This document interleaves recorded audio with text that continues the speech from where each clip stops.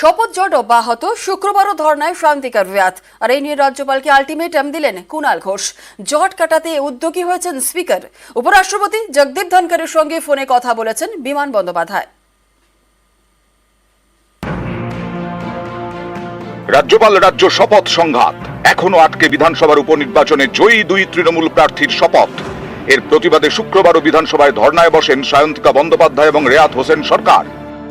ওনাকে প্রথমে আমরা জিজ্ঞাসা করেছি যে কাইন্ডলি অনারেবল গভর্নর আমাদের জানান যে কে আমাদের শপথ বাক্যটা পাঠ করাবেন, এবং ওনাকে কি লিখবো আমি যে আপনার উপর সন্দেহ হচ্ছে আমি যাবো না, ওই যে নিরাপত্তাহীনতায় আমি ভুগছি, ওনাকেই লিখবো? এটা নিশ্চয়ই লিখবো না।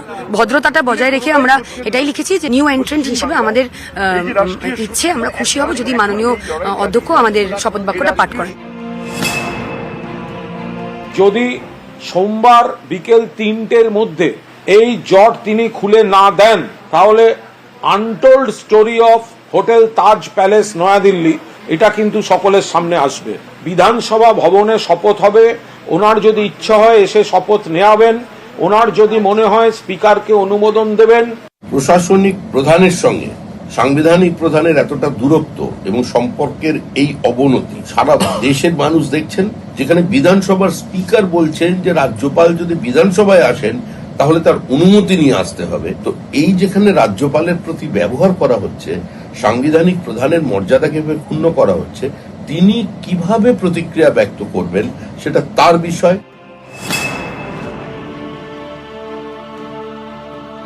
রাজ্যপাল রাজ্যের মধ্যে বেশ কয়েকদিন ধরে চলছে এই শপথ সংঘাত।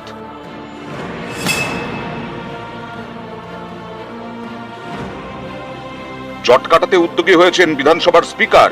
সিভি আনন্দ বোসের আগে পশ্চিমবঙ্গের রাজ্যপাল ছিলেন জগদীপ ধনখড়। তিনি এখন উপরাষ্ট্রপতি তথা রাজ্যসভার চেয়ারম্যান। জগদীপ ধনখড়ের সঙ্গে শুক্রবার ফোনে কথা বলেন বিধানসভার স্পিকার বিমান বন্দ্যোপাধ্যায়।